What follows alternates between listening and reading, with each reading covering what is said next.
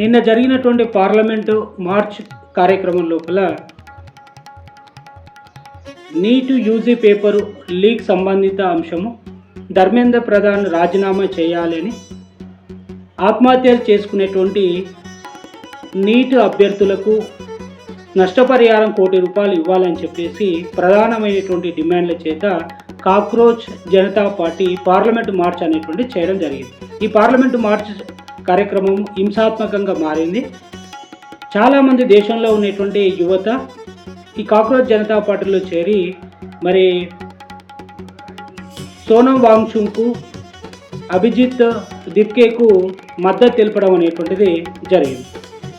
అయితే ఇక్కడ చలో పార్లమెంట్ ప్రోగ్రాంలో పోలీసులు బాష్పవాయు గోళాలు ప్రయోగించి లాఠీచార్జ్ చేయడం ద్వారా చాలామంది నిరసనకారులకు గాయాలు కావడం, అదేవిధంగా పోలీసులకు కూడా గాయాలు కావడం అనేటువంటి జరిగింది. పార్లమెంటు ఆ వాతావరణం మొత్తం కూడా హైటెన్షన్ వాతావరణంతో అట్టుడికిపోయినటువంటి విషయం మనం నిన్న చూసినాం. అయితే అదే ప్రోగ్రామ్ని చలో పార్లమెంట్ ప్రోగ్రామ్ని ఈరోజు కూడా కొనసాగిస్తూ అభిజిత్ దిప్కే నిర్ణయం తీసుకోవడం, ఎందుకంటే 24వ రోజుకు చేరినటువంటి సోనం వాంగ్చుక్ ప్రముఖ విద్యావేత్త, పర్యావరణ ఉద్యమకారుడు అయినటువంటి ఇతను యూజీ నీట్ ఎగ్జామ్ పేపర్లో జరిగినటువంటి అవకతవకల మీద విచారణ చేసి దోషులను కఠినంగా శిక్షించడమే కాకుండా విద్యామంత్రిగా ఉన్నటువంటి ధర్మేంద్ర ప్రధాన్ను రాజీనామా చేయాలని చెప్పేసి ప్రధానమైనటువంటి డిమాండ్ల చేత అతను ఆమరణ నిరాహార దీక్ష చేస్తున్నాడు. ఆ దీక్ష అనేటువంటిది 24వ రోజుకు చేరింది. అయితే ఈ దేశంలో ఇట్లా ఎందుకు జరుగుతుంది? పరీక్ష పేపరు లీక్ అయినటువంటి సంఘటన మీద దర్యాప్తు చేయకుండా, అందులో ఉన్నటువంటి దోషులను శిక్షించకుండా, మరి ముఖ్యంగా విద్యాశాఖ మంత్రి దానికి బాధ్యత వహించకుండా నిర్లక్ష్యం చేస్తూ ఈ దేశం లోపల అన్ని కాంపిటేటివ్ ఎగ్జామ్స్ను అస్తవ్యస్తంగా నిర్లక్ష్యంగా నిర్వహిస్తూ అర్హులైనటువంటి తెలివైనటువంటి విద్యార్థులకు న్యాయం జరగకుండా మరి కేవలం ఒక దొంగలను, చదువులేని ఒక దద్దమ్మలను, అవినీతి మరి దొంగలకు పెత్తనం ఇచ్చి ఈ దేశం లోపల మొత్తం పార్లమెంట్ వ్యవస్థ అనేటువంటిది మరి అస్తవ్యస్తంగా మరి చిన్న భిన్నంగా ఉండేటువంటి మాట మనకు తెలుసు. అయితే ఎందుకు జరుగుతుంది ఈ దేశంలో? ఈ దేశంలో ఉండేటువంటి ప్రధానమైనటువంటి అంశము విద్యా వ్యవస్థ.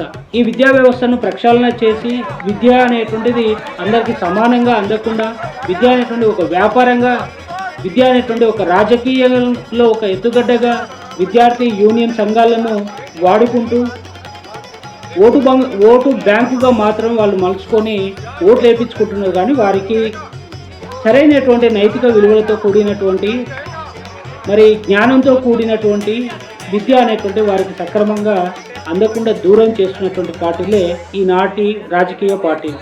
మరి ఈ రాజకీయ పార్టీల వల్లనే ఈ నీట్ యూజీ పేపరే కాదు, ఈ దేశం లోపల చాలా కాంపిటేటివ్ ఎగ్జామ్ పేపర్లు అనేటువంటివి లీక్ అవుతున్నాయి. ప్రతి రాష్ట్రంలో కూడా లీక్ అవుతున్నాయి. వాటికి బాధ్యత అనేటువంటి వహించకుండా, వాటిని దర్యాప్తు చేయకుండా ప్రభుత్వాలు అనేటువంటి పెడచెవున పెట్టి వాటిని వదిలేయడం వల్లనే అసలైనటువంటి దోషులకు శిక్ష పడకుండా తప్పించుకొని తిరుగుతున్నారు.